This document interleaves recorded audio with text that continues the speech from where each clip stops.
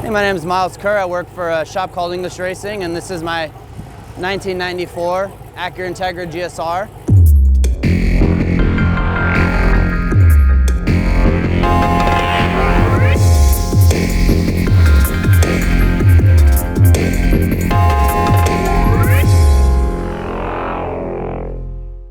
So the engine's a 84.5 millimeter Darton sleeve GSR, and Wiseco pistons, BME rods, GSC power division valve train.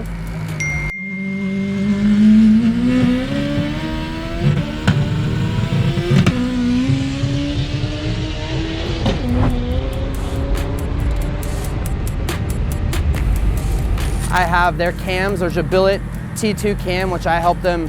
Well, they basically said, this is what you need to run, so I put them in, and that's why I run them, because it makes killer power. And this car still has a VTEC. It still runs a 3-lobe cam in general. So the camshaft itself has 3 lobes on it, so it still has a low cam and a high cam.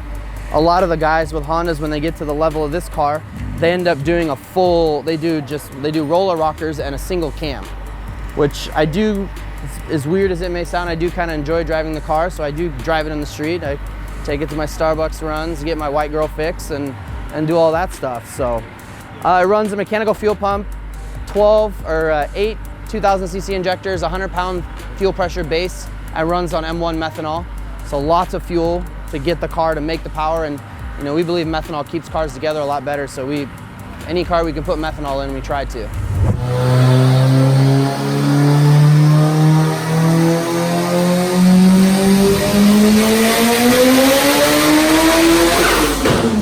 Has a Motec M150 ECU and a Motec PDM, so there's no factory relays or switches anywhere on the car. It's got a fully programmable power distribution module.